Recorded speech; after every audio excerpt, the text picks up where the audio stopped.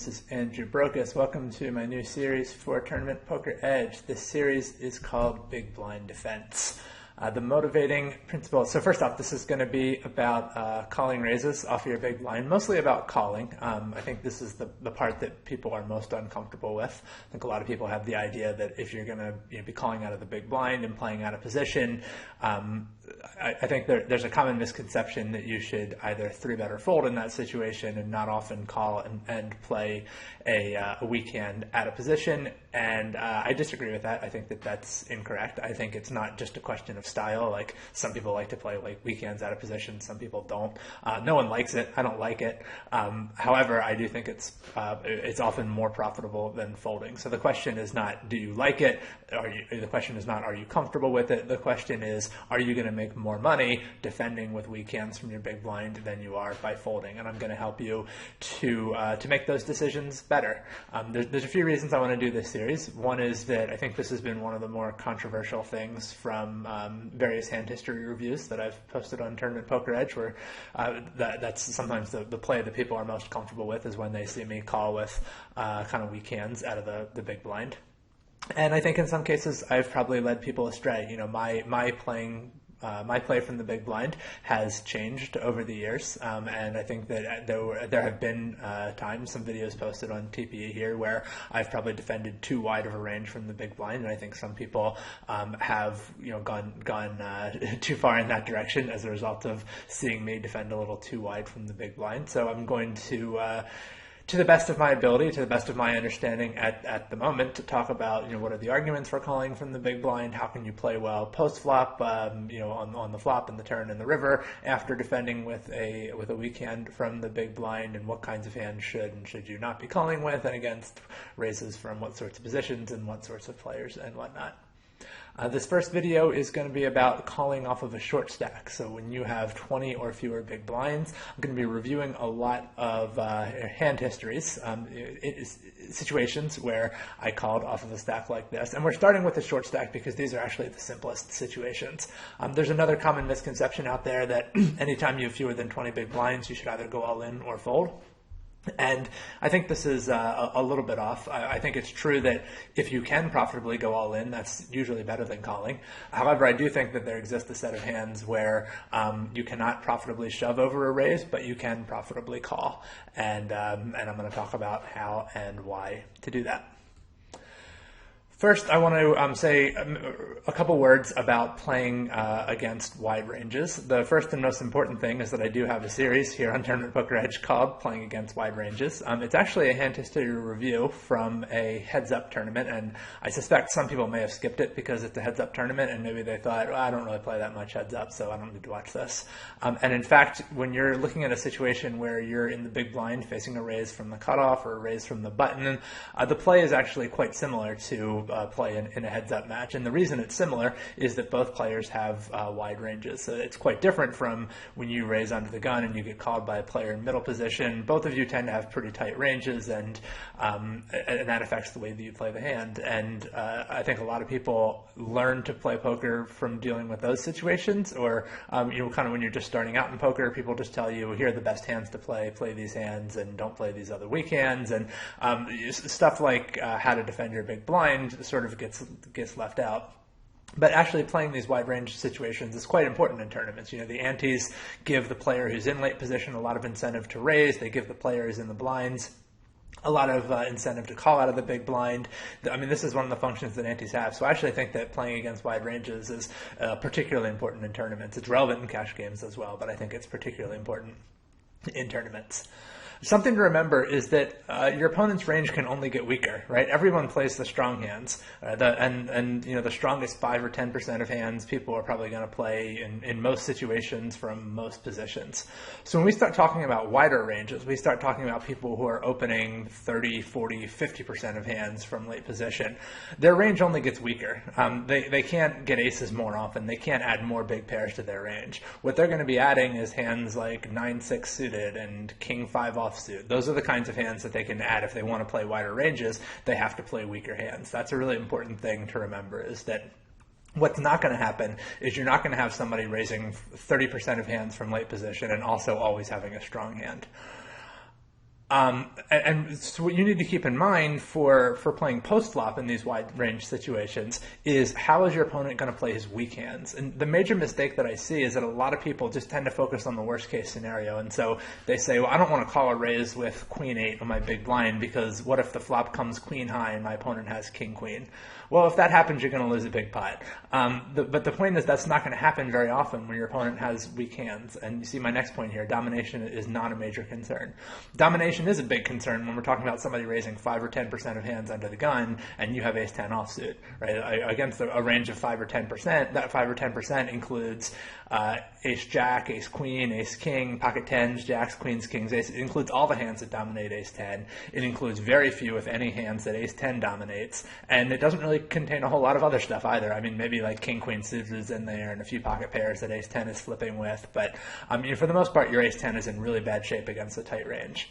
That's not true against a wide range. When we start talking about a player who's playing 30% of hands, first off, that player is not going to have an ace very often at all. That's not quite true. But they're not, when you hold an ace and there's an ace on the board, you're not going to run into another ace very much one way or the other. Also, when you do, this person is also, a player playing 30% of hands is also playing some aces that you dominate. So the concern is not just what if I'm dominated. There's also the possibility that you dominate your opponent.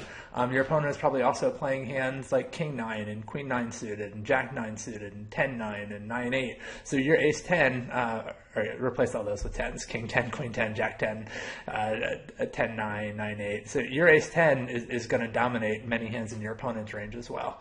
And that's even true of queen 7. Your opponent is probably playing hands like 8-7 and 9-7 suited and maybe even 10-7 suited. So you will sometimes dominate your opponent, and also most of the time when there's a queen on the flop and you hold a queen, your opponent is not also going to have one. So the concerns that you're used to having from playing against strong ranges are not necessarily relevant when you're playing against weak ranges.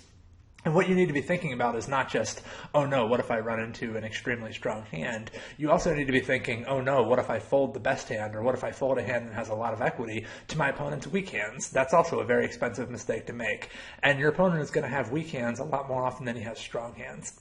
So a lot of the play in wide range situations is thinking about what's going to happen to all those weak hands. Your opponent, if your opponent is starting with a wide range pre-flop, you know that he's going to have a lot of weak hands no matter what the flop is. There's no flop that, where a person goes from having a bunch of weak hands pre-flop to having a bunch of strong hands post-flop. Some flops are a little easier to hit than others, but they're always going to have a lot of weak hands. And you have to ask yourself, how are they going to play the weak hands? Not just, could I be dominated by a stronger hand, but what's going to happen to all those weak hands that my opponents might have? We're starting by talking about short stacks because short stacks are actually the easiest to play. And the reason they're the easiest to play is that you don't have to worry about a big positional disadvantage when you're short stacked. So I think it's not surprising to know that if you're in the big blind and you're facing a minimum raise from late position, you have enough equity that you could call with any two cards if you didn't have to worry about future betting. So if you were somehow able to, like if you only have two big blinds left and you've posted one of them as a big blind and somebody minimum raises, you can call with any two cards. And the reason you can call with any two cards is that you're only going to need about, with antes in the pot and whatnot, you only need about 18% equity to call there. And any two cards are going to have that against even a slightly wide range. So the reason that you can't call with any two cards when stacks are deeper is that you're not going to get to realize all of your equity. In other words, when you're all in, you go straight to showdown and you realize 100% of your equity. You never get bet off of the best hand. You never put money in from behind, or when you're dominated or whatever after the flop, you just go straight to showdown. Playing out of position is disadvantageous. So the more every time that you have to make a decision from out of position, there's the potential for you to give up equity. Either you give up equity by folding a hand that has some chance of winning the pot, or maybe even the best hand, or you give up equity by calling when you're way behind. In either case, those are things that can happen, and they're going to happen more often when you're out of position than when you're in position. So the deeper the stacks get, the harder it's going to be to play out of position, and the fewer hands you can call with. So I think that actually the myth about you shouldn't ever call a raise off of an 18 big blind stack or 14 big blind stack or even an 8 big blind stack, I think that actually is in some ways backwards. It's actually easier to call raises with those hands. And it's true that oftentimes what's going to happen is you're going to call and you're going to check fold the flop, and people might say, well, I don't want to just give away a big blind. And I guess the point I want to make is that you are giving away a big blind if you just fold. If you fold pre-flop, you're giving away not just your big blind, but also your equity in the pot. And so you need to look at both sides of the equation. You can't just say, well, I already have a short stack. I don't want to call and then miss the flop and then lose another big blind. I mean, I don't want that either. But I also don't want to give away my equity in this current pot, which probably represents a pretty substantial chunk of my stack. It might even be 10% of my stack is functionally in the pot already in terms of my equity in the pot. And I don't want to just give that away by folding to a minimum raise because I'm afraid to play out of position. It is true that these are high variance spots, that when you call out of the big blind in these spots where wide ranges are bumping up against each other, there's a lot of variance there. And some people don't like it for that reason, and it is correct in a tournament to try to avoid variance when you can. But you do need to ask yourself, am I getting an appropriate price to take on this variance? And I think in many situations you are. I think in many situations the potential rewards from defending your big blind are high enough to justify the increased variance. And I think that's extra true when you're on a short stack. I want to emphasize that there are a few things that I'm not going to be able to help you to do as a poker coach, and that no poker instructor at Tournament Poker Edge or anywhere else can help you to do. No one is going to be able to help you to get dealt pocket aces more often. No one's going to be able to help you flop more sets or win more flips or avoid coolers or dodge draws. All these things that cause you to win big pots or to lose big pots. I mean, in some sense, obviously aces is the best hand in no limit hold'em, and so maybe I can help you to play aces a little bit better, to win a little bit more with them, and to lose a little bit less when you don't have the best hand anymore with your aces. But having aces is one of the most profitable spots in poker, and I can't help you get into that spot any more often than you already are, right? You're already getting dealt pocket aces, and you're always playing them when they're dealt to you, and I can't really help you there. Sets are another one of the most profitable spots in no limit hold'em, and I can't help you flop sets any more often. I can help you to play them a little bit better. I can help you make better decisions about whether it's worth trying to flop a set in the first place, but I can't necessarily help you get into these spots that are just hugely plus EV, like having aces pre-flop or flopping a set, or just these spots that result in you winning big pots, like when you win a flip, or relatedly, when your opponent is chasing a draw and you have a strong hand and the draw misses and you win a big pot as a result of that. These are all ways that you win big pots, and some of these are relatively low variance, like playing aces pre-flop or playing a set. These are kind of low variance ways to make a lot of money, and I understand that that's what everybody wants, is the low variance way to win a lot of money. And the point is that you're already taking those spots, and so if you want to get better at poker, it's not going to come from getting aces more often. It's not going to come from flopping more sets. It's going to come from more marginal things. It's going to come from making decisions where the difference in obviously the difference in expected value from playing aces or not playing aces is huge, but that's not a difficult decision to get right. You already know that you should play aces when they're dealt to you. A lot of the things that are going to cause you to get better at poker are going to be making marginal decisions better, spots where we're talking about a fraction of a big blind in equity. And if you get better at you do a lot of those spots and you always play them better, that adds up over time, and that's where your edge is going to have to come from in poker. There probably is some low-hanging fruit out there that a lot of you aren't claiming yet. It's kind of the equivalent of playing the pocket aces or playing the set. So, this video series may not be for everybody. It may be true that, in fact, there are more important things for you to focus on right now than defending your big blind or, trying to play other sort of difficult to play, high variance, low margin sort of spots. And I have a few series here on TPE that can help you with that. Getting Off on the Right Foot is a recent series that I made on Tournament Poker Edge that kind of, I think, spells out what ought to be the standard ways of playing certain types of hands. And I think, if you're not value betting a hand that definitely should be value bet, or you're not bluffing a hand that you definitely should be bluffing with, or you're not, or you are, bluffing with a hand that's really bad for bluffing, those are easy mistakes to correct. They're very high value mistakes to correct. I think the Getting Off on the Right Foot series can help you with some of that stuff. I would also recommend a few of my other series on TPE. I have one about hand reading, one about getting paid, which relates to value betting, and one about bluffing. All of these can help you capture some really low-hanging fruit, not necessarily high-variance spots, potentially very high-edge spots, or spots where you can make a big difference in your expected value by doing something differently from what you're doing right now. But I think for many of you, your improvement in poker is going to have to come from learning to play marginal spots better. And these are the things that I can help you to do. I can help you to win a few more of your pots. And what I mean by that is either pots where you, in fact, are going to end up having the best hand on the river, which is, when you fold a hand pre-flop that would have won the pot had you gone to showdown, you lose something.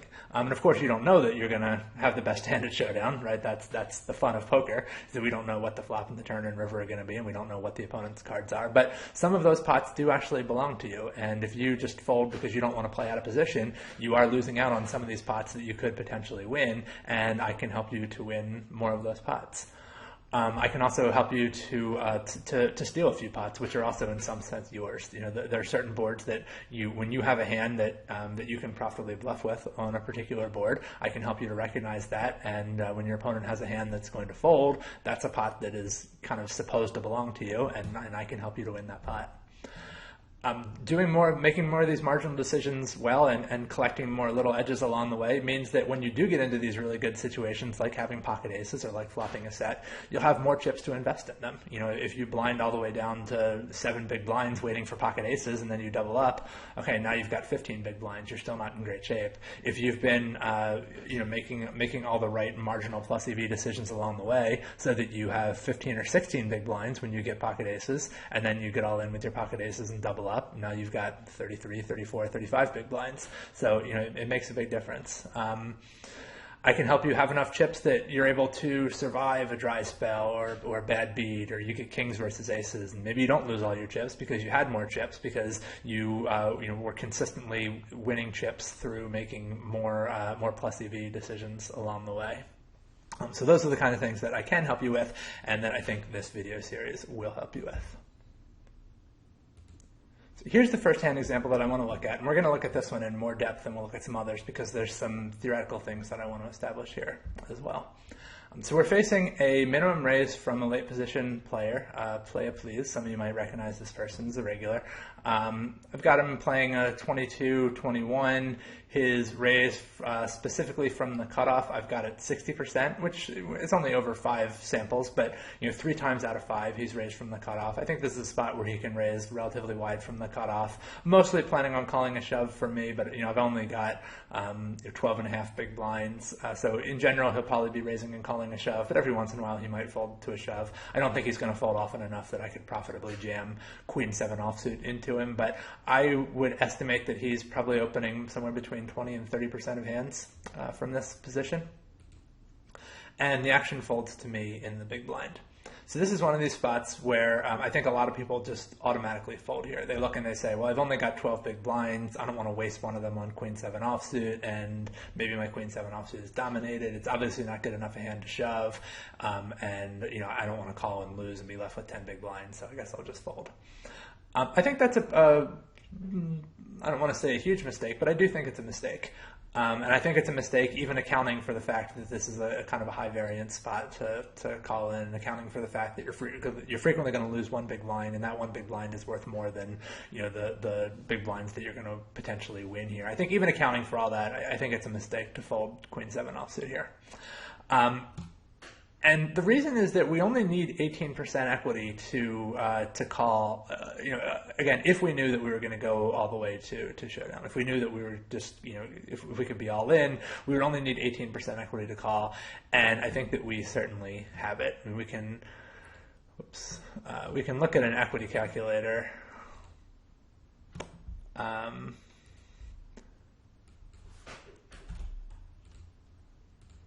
And if we give our opponent, let's start with a sort of conservative 20% of hands, and maybe I'll add in a few things that I think he's definitely playing, but we'll be pretty conservative about this. So I think this is a very conservative. I mean, this is 25%. It's hard to imagine It's hard for me to imagine that he's going to open fold any of these hands from late position.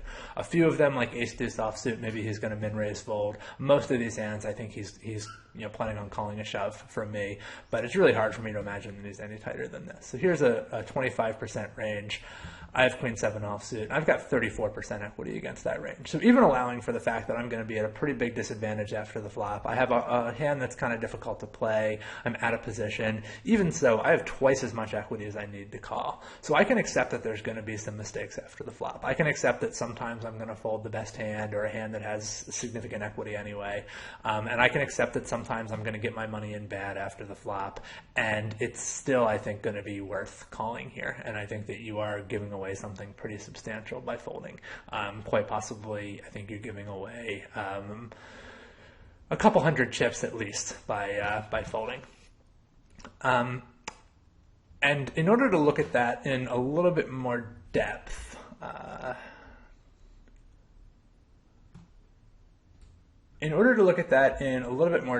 I've got to open Pro Poker Tools. This is a free tool that you can find on a website. So you just go to propokertools.com. You can click on the simulations here, and it enables you to do a lot of cool things. But one of the cool things that you can do is you can look at a graph of your hand's equity across a variety of flops. So what I'm looking at here, or all possible flops actually. So what I'm looking at here is queen seven offsuit. And I'm seeing that I'm looking at queen seven offsuit against a 30% opening range. So if my opponent is opening 30% of hands, whatever Pro Poker Tools thinks is the top 30% of hands. I mean, this is a rough estimate, but I want to get an idea of how our equity is distributed. And this is actually a kind of a nice looking graph. And what I mean by a nice looking graph, what we want is a graph where we know where our equity is. We want spots where, depending on the flop, we can make a good decision when we see the flop. We can either say on the flop, okay, on this flop I have a lot of equity, and on this other flop I have not very much equity and I can comfortably fold. So the nice thing is that there's a big chunk of flops where this hand has 20% equity or less, and we can pretty comfortably fold to a bet on this chunk of flops. And these are going to be the flops where not only do we miss the flop entirely, so we have no pair, no draw, but also where there's something scary on the board. Actually, I guess this is more like 30% of flops where we have less than 20% equity. So about a third of the time, our hand is just going to, we're going to lose very little by just check folding on the flop. And this is going to be times when, the flop comes like ace king 5 or ace 10 8 or something like that. We can just very comfortably check and fold there, and not only are we comfortably checking, are we confident we're making the right decision, but we're not even losing very much when we fold there, because against our opponent's range on those kind of flops we have less than 20% equity, so we're not giving up very much. Even though occasionally we will fold the best hand, like every once in a while queen 7 will actually be the best hand on an ace 10 8 board, but not very often, and we don't lose very much when we check fold those flops. And then there's a bunch of other flops. In fact, about 60% of the time we have less than 30% equity. So there's a lot of flops where we just don't have that much equity and we're not losing very much by checking and folding. Even if we are only folding to like a half pot size bet, we're really not making much of a mistake at all, even if our opponent is betting his whole range. And of course our opponent can bet can make better decisions than just betting his whole range, and we can be in even worse shape than this. So there's a bunch of flops where we just don't lose that much by folding. And then there's a fair number of flops where we have a lot of equity, where we have more than 50% equity. And these are going to be mostly flops that are where we flop a pair and there's not anything particularly scary on the board. So we flop queen high, or not very often are we going to flop 7 high, but a flop like jack 7 deuce is still pretty good for us. I imagine that's one of the flops where we have more than 50% equity. And then there might be a couple in here where the flop is like jack 10 9 or 4 5 6 or something like that, where we have like an overcard or two that may or may not be live and a straight draw, or times when the board is like 3 small spades and we've got the queen of spades in our hand. And a few of those spots might be included here in the boards where we have more than 50% equity as well. But we want equity that's clustered like this so that we can make a good decision on the flop, and we can say either this is a really good flop and I can just put my money in, or this is a really bad flop and I'm just going to check and fold. As much as possible, we want to avoid these ones in the middle where we have like between 20 and 50% equity is probably the hardest spots to play. The ones where we don't really know. So I guess a good example of this might be like ace queen 5, or 3, 4, 5. So we've got like 2 bad overcards and a gut shot. I mean, those might be examples of times when we've got somewhere in the 30 to or 20 to 50% equity neighborhood. But that's a pretty narrow band of hands for this particular hand for Queen 7 offsuit. There are hands that do a lot worse than this, and they're hands that I would not call with out of the. Actually, let me show you one other thing before I do this. So we can also look at what if opponent's range is a little tighter than this. Instead of playing a 30% range, he's going to be playing a 20% range instead. Well, the graph still looks quite similar. It's shifted a little bit to the left. So there's even more times now now it's about 50% of the time that we have less than 20% equity. And this band has gotten a little bit bigger. There's not too many times. Now we're down to like 25% of the time rather than close to 30% of the time that we have more than 50% equity. So it's not quite as steep on this side, which those are the spots that are really easy to play, is when we know that we have a ton of equity. But even against a 20% range, we're not in too bad shape. Now, where it really starts to look bad, where we wouldn't want to call with Queen 7 offsuit, is, for instance, against a 10% range. This is a range that someone might be playing if they raise from early position. I don't think we would want to call an under the gun range with Queen 7 offsuit out of the big blind, or under the gun +1 range with Queen 7 offsuit out of the big blind. And for some reason, Brokos Tools is taking its time on this. But okay, so now if you look, we've got much less equity on a flop like this one. There's like 60% of flops where we have very little equity, and we're just gonna, we're gonna be check folding very often. And there's very few flops, like fewer than 20% of flops, do we have more than 50% equity. So we're really going to be in bad shape quite often with Queen 7 offsuit. And I actually think. Let me come back to that point. Let me show you a couple other things. So I don't want to call with 7-3 offsuit, even against a wide range. 7-3 offsuit is just not going to have very much equity, because there's not going to be a lot of those situations where we flop a strong top pair. The way with Queen 7 offsuit, we could get a queen high flop and really have a lot of equity. 7-3 offsuit, that doesn't happen so much. And you can see there's a very narrow band of hands where we have more than 50% equity. It's like fewer than 20%. This kind of looks like actually the flop of, this is kind of like the Queen 7 offsuit versus a 10% range down here. That's sort of what this looks like. We've got a little bit more equity here, but not a lot, and it's not distributed very nicely for us. A lot of it is tied up in this band that's hard to play, which makes sense, right? 7-3 offsuit, even when you flop a pair, very often it's going to be bottom pair or second pair with a bad kicker, and it's still quite a difficult hand to play. And one important thing to note here is that if we do see a flop with Queen 7 offsuit, we're going to end up with about a 2-to-1 stack to pot ratio. We're going to have about 2 times the pot in our stack, which means that in order to get all in, we only need about 40% equity. So we talked about how it's easier to play a hand pre-flop if you can just get all in pre-flop, and that's why if we could profitably shove, we would prefer to do that over calling. Likewise, on the flop, if there's just all we have to do is make a decision on the flop, is our hand good enough to play for stacks or not. That's easier to do when you're short stacked, because you don't need as much equity to put your whole stack in there. So we would only need about 40% equity to put the entire stack in. And we can see that when we look at the graph of Queen 7 offsuit versus a 30% range, there's quite a few flops. About a third of flops we're going to have more than 40% equity. Now this is equity against this entire range, not necessarily as equity for getting all in on the flop. And we'll have slightly less equity against his range for getting all in, but we'll also have some fold equity. I mean, probably there are going to be times when he bets and then folds to a raise. So even though we'll have less than 40% equity when our check raise is called, there are also going to be a lot of times when he bets and then folds. And when he folds, he's probably not drawing dead. There might be times when he bet folds King 9 on a Queen 5-3 flop, and he's doesn't have a 0% chance of winning there. He's losing something when he folds that king that's live. And so I think that having 40% equity it's kind of an important number to look at, knowing that we only need 40% equity to get in on the flop, and then seeing that on about a third of flops we will have that 40% equity. What that tells me is that even if all that I do, even if my only strategy were just get all in on this 33% of flops where I have more than 40% equity, and then the other 2/3 of the time fold, that might not sound very appealing. It might sound like I'm saying, well, 2/3 of the time we're just going to check and fold, and 1/3 of the time we're going to put our money in, maybe a little bit behind. Why is that so appealing?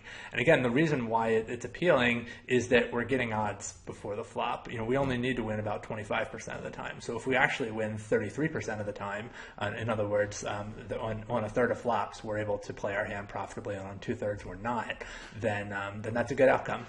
That's I think significantly better than folding. So that's why I think that's kind of an important number to look at, especially when you're short stacked. Is that I think this is a hand that can get all in pretty comfortably on a relatively large number of flops, even though not a majority of flops. And that's why it's so important to look at things like this, because your intuition is going to tell you Queen 7 offsuit's a bad hand and I'm going to lose more often than not, so let's just fold. And all of those things are true except for the let's just fold part, because your intuition is not very good at taking into account the price that you're getting. So that's why I want to call with Queen 7 offsuit here. It's why I don't want to call with 7-3 offsuit here. It's why I wouldn't want to call with Queen 7 offsuit against the tighter range, but against a wider range, I think that I can call. The rest of this hand is not very exciting. You get a 6-4-4 flop, which this is actually one of those flops that most likely falls into that band of where we do actually have a decent amount of equity on this board, but still can't justify getting all in. I don't think our opponent is going to make very many mistakes here in terms of bet folding a better hand than this. I can't imagine he's going to bet fold an ace. He might check behind an ace, or he might bet call an ace. I don't think he's going to bet and fold to a check raise if he has an ace in his hand. I don't think he's going to fold a pair, obviously. So we're not really going to be able to get him off. He's not going to call in with a hand worse than Queen 7. So I don't think we're going to be able to play this flop profitably. This is just kind of an unlucky flop for us. And it's okay that there's a lot of flops like this. It's okay that there's going to be a lot of bad flops where I'm just going to check and fold to a bet, even a small bet. I don't think you can profitably call this, and that's fine. Because we're getting such a good price pre-flop, I can afford to do this, and I think that it is in fact better than just folding pre-flop, which might be your inclination. Now here's another hand where it's kind of a similar situation. Now I've got roughly the same number. I guess I've got like 14 big blinds this time. Once again, I'm facing a min raise from the cutoff. I've got a very similar hand to Queen 7 offsuit, only this time I'm suited. I have Jack 7 suited. I think that overall I would rather have Jack 7 suited than Queen 7 offsuit. The reason for that is that even though this is a less smooth graph than the Queen 7 offsuit, or sorry, it's a more smooth graph, which isn't really a good thing, than the Queen 7 offsuit. We would prefer their equity to be a little bit more bunched up, but we do overall have more raw equity with this hand. And in fact, they're on almost 30% of boards. So with Queen 7 offsuit, it was more like 25% of boards where we were going to have more than 50% equity. With Jack 7 suited, we have more than 50% equity on almost 30% of boards. So the Jack is nearly as good as a Queen, and having the flush draw helps a lot, because now there's a bunch of boards where we have at least one overcard plus a flush draw, and we can very comfortably put our money in on those boards as well. So not only do we get the Jack high boards or the 10-7-4 kind of boards where we can be pretty confident in our hand, but we also get the boards with two overcards and a flush draw where we can pretty confidently put our money in with those as well. So there's a good number of hands of boards. Like almost 30% of the time we have 50% equity. More than 40% of the time we have 40% equity. So there's a good number of boards where I think we can feel pretty good about our hand. This whole this whole upper set of boards here. So I think we can feel pretty good about calling with the Jack 7 suit. I think that's a more defensible one, and that's one where I would call even if we were deeper. The Queen 7 offsuit I think is one that we're going to have to fold with deeper stacks, because we're not able to just get all in on the flop. If we had 50 or 60 big blinds, I wouldn't be able to just get all in after the flop, and only if my opponent were a really weak player would I consider calling with Queen 7 offsuit. But the Jack 7 suited I think is a more defensible call even with deeper stacks. So we'll come back to this hand here. We've got a min raise from the cutoff. I do call with Jack 7 suited out of the big blind. End up getting a 3-6-4 flop. I check, he c-bets, I check raise all in, and he folds. This is one of those, I think it's probably just on the safe side of a tricky flop to play, so it's probably one of the worst flops that I would still put all in with this hand. But I think that bet shoving it is probably going to be better than doing anything different here. Certainly if we were a little bit shorter, it would be better than doing anything different. I have a little bit more of a case to make for that, but let's look at a few more hand histories, and time permitting, I'll come back and talk about this hand a little bit more.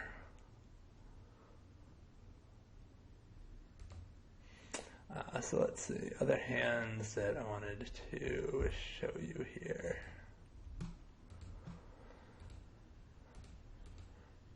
So now I'm holding 10-8 offsuit with 11 big blinds facing a minimum raise, and this time it's coming from the button rather than from the cutoff, so we can expect that his range is going to be even wider than before. 10-8 offsuit, not as good as Jack-7 suited, I think, but the connectedness helps a little bit, even though we don't have the suitedness going for us, and we're not as connected as if we had 10-9. I think the connectedness helps a lot, and the fact that I'm even shorter here is going to make it a little bit easier to stack off after the flop.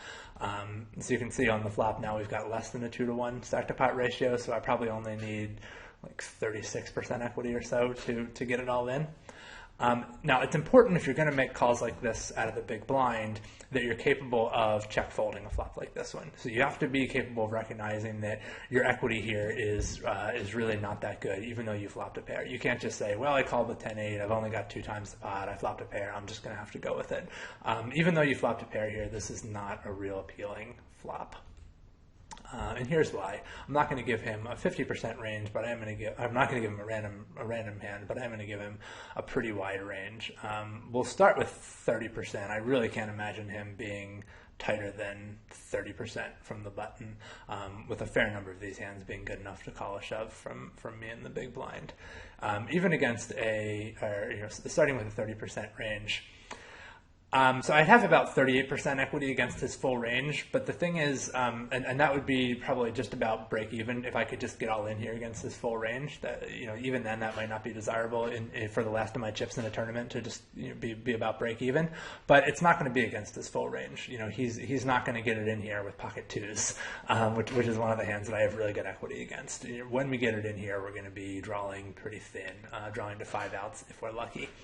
So I don't think this is a flop, even though I have 38% equity against his full range. I think this is a pretty easy flop to get away from, because he's just going to have so much ace-x, and I think he probably has every ace-x in his starting range, because even for raise folding hands, ace-x is pretty good. So he may or may not bet all of them on the flop, but I don't think it's going to be profitable to check shove this, just because of how badly this hand is going to perform against his calling range. So you definitely need to have the discipline just to check fold here. I also don't think there's room to call. One of the things that makes it very difficult to play this hand out of position is that we don't really have a lot of ace-x in our range. I mean, I think almost any ace-x is going to be good enough to shove pre-flop. So he can really put a lot of pressure on us on this board. And even knowing that he's going to do that, even knowing that he's going to do a lot of bluffing here, we can't do anything about that, because he can also do a lot of value betting here. Any ace that he has, he can treat as basically the nuts. And so there's just nothing we can do with 10-8 offsuit except fold. And so you do need to have the discipline to recognize, the ability to recognize that this is a bad spot, and also the discipline to fold it. That is important if you're going to peel wide from the big blind. Here's another interesting one to look at. So now I've got 9-6 suited with a few more big blinds this time. I've got like 17 here. I think this is a pretty easy call. Having higher cards would be nice, but with both suitedness and some connectedness, I think there's going to be a fair number of flops where I'll have good equity. In fact, we can look at that. This raise is coming from, what position was this?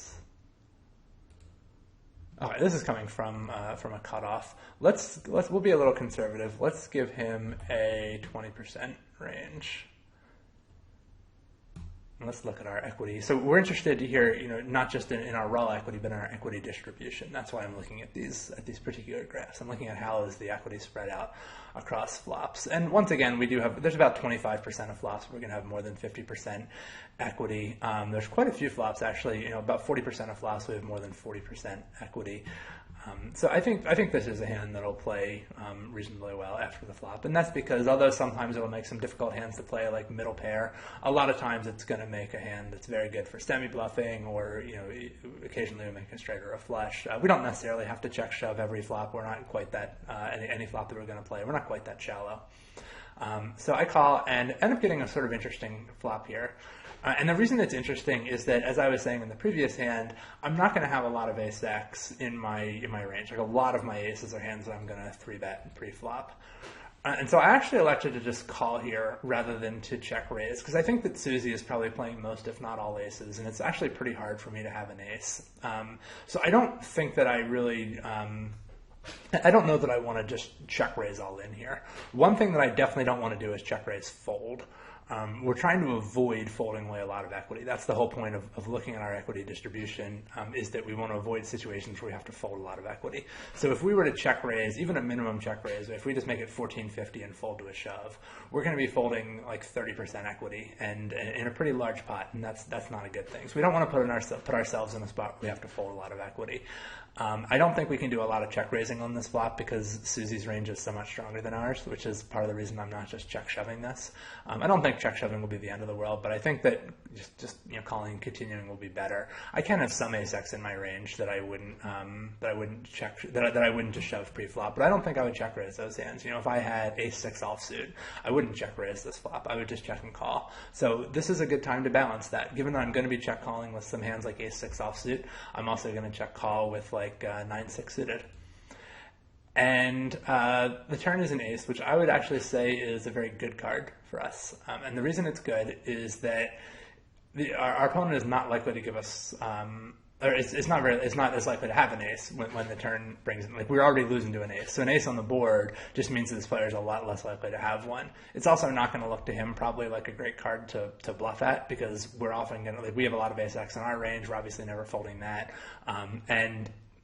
So the hands that he could make us fold by betting the turn are going to be 5-6, 9-6 of spades, stuff like that, where if he has a hand like king-queen, he doesn't really benefit that much from bluffing us off of those hands anyway, and he loses a lot when he bets into an ace. So I think this is, it's a nice turn card, and this is an important thing to keep in mind, because I think a lot of people don't like calling flops in spots like this, because they're like, oh, I'm probably going to miss the turn, and then my opponent's going to bet again, and I'm not going to know, or I'm just going to have to fold or something.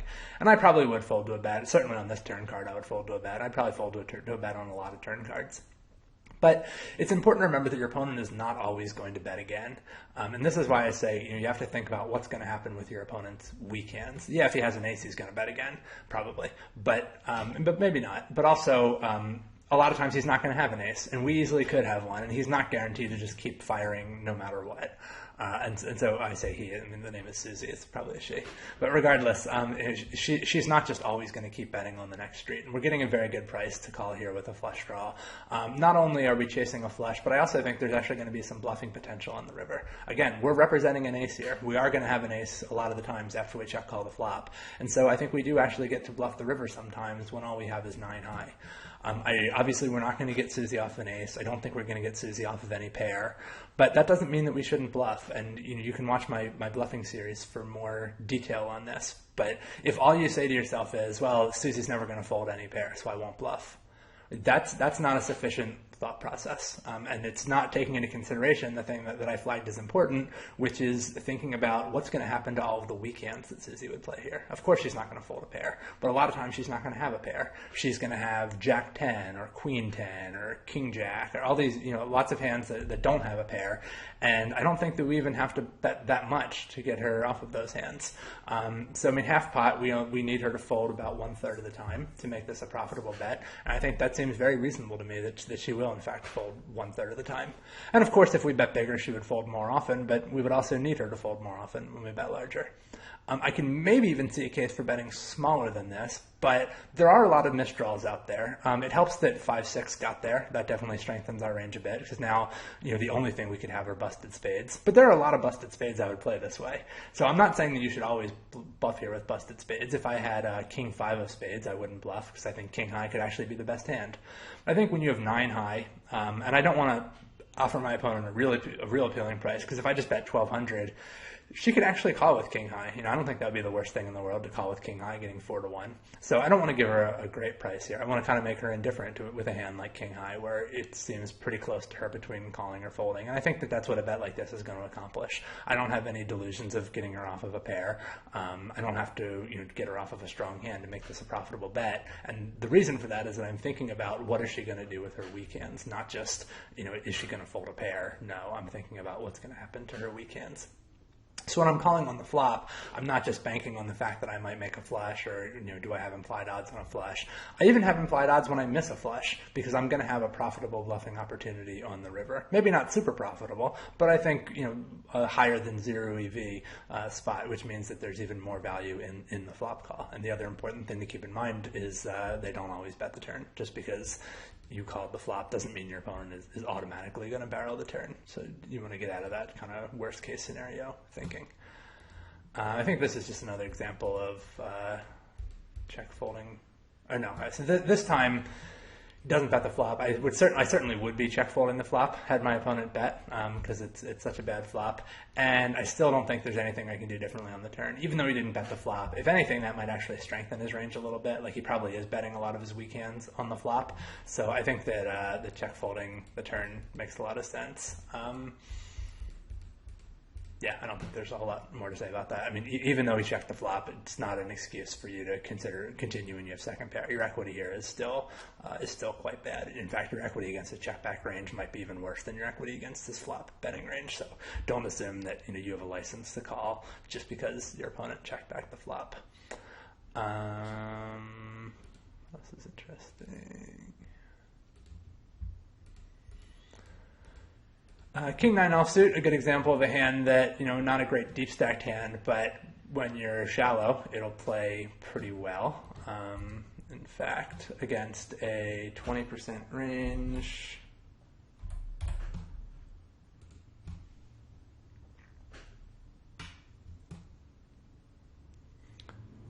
I think this is going to be substantially better than Queen 7 offsuit. There's a little bit of straight potential, but more importantly, the King and the 9 have, so this is a pretty nice distribution here. Look how chunky this is, and we've got our more than 25.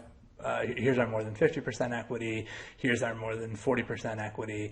And these are pretty nice, and there's not a whole lot of stuff. Well, yeah, I mean, I guess there are more spots where we're checking and folding, I guess, a significant amount of equity, but we also have more equity to start with. So I guess I would say it's okay that it looks like this, even though there's more of these spots that are kind of hard to play, where we end up, we have like between 20 and 30% equity. There's a pretty wide band there. So this hand isn't as much better than Queen 7 offsuit as it looks, because a lot of our equity is tied up in spots where like King high is the best hand and we end up folding it. But I still think there's enough spots where we flop a good pair, or we flop a gut shot and an overcard or something, and we're able to get it all in. That with a shallow stack anyway, I think this is a profitable call. Even to so that's the other difference with this hand, is that he's 3xing it instead of minimum raising. The fact that he's 3xing it, I think, makes this a little bit more controversial. I think that, so for a lot of people, their range is going to be stronger than 30% when they 3x. And so I gave him 20%, but even that, I mean, I think if we start narrowing his range a bit more, if we call it 15%, I think so I'm not so sure that this pre-flop call of King 9 offsuit is good, is where I'm going with this, and I've forgotten initially why I flagged this hand, but so now you can see there's a pretty substantial drop-off in our equity. Actually, the drop-off is happening mostly in that band of hands that I was thinking we weren't going to win anyway. That's against 15%. Against 10%, which this might be starting to push it. I mean, he's still a cutoff opener, but it might be a little read dependent whether you know that your opponent is. But a lot of the people who 3x, they do tend to have pretty strong hands, and they're just not opening as wide as they should be. I mean, they're still close to 25% of flops, or more than 50% equity. Maybe this isn't such a bad call after all. It didn't seem that great to me when I looked at it against a 3xer. I definitely wouldn't want to, like, this is like one of the worst hands that I would be calling with, I think. And I'm just gonna have to check fold on a flop like that one.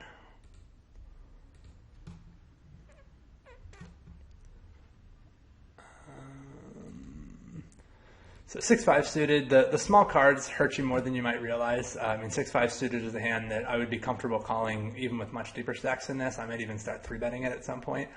The main thing I want to point out here is that even though it's a suited connector, I don't think jamming it is going to be a good idea.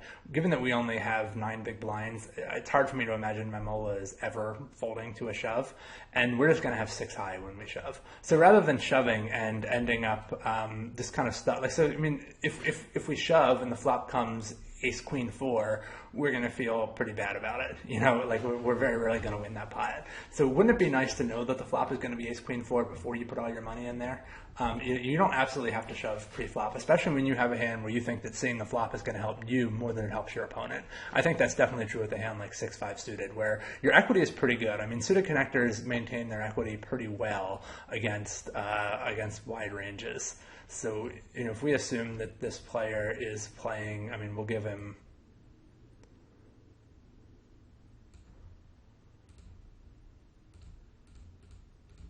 I guess it's pretty similar to the range we give other players. And we'll give them a range like this, 24%, 6-5 suited against that. We've got 38% equity, so we have pretty good equity against that range, but seeing the flop is going to help us make a good decision about what our equity looks like. So on this particular flop, I think we definitely have enough equity to get it in.